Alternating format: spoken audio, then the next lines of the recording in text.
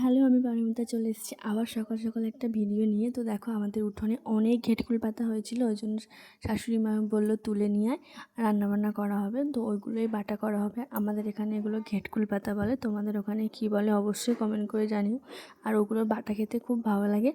তো চলো, আর তোলা হয়ে গেছে, তারপরে একটু বাগানের দিকে গেলাম যাতে আম টাম পড়েছে কি দেখতে।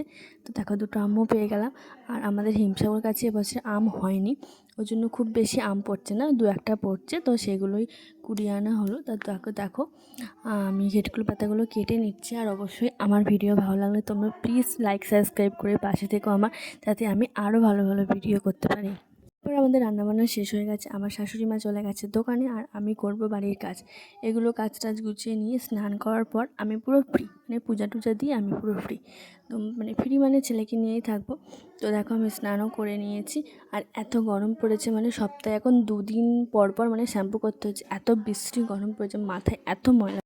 গরম তো পড়েছে, আর অবশ্যই আমার ছেলে হওয়ার পর থেকে আমার এত পরিমাণে চুল উঠছে, মানে কি বলবো, মানে চুল আমার মাথায় আর থাকছেই না, ঝরঝর করে ঝরে গেলে ভালো হয়। তো দেখো, আমি পূজা দিতে চলে এসেছি। আর পূজা দিতে আসলে আমার যেন বেশি গরম লাগে, মানে চান করার পরে যেন আমার বেশি গরম লাগে।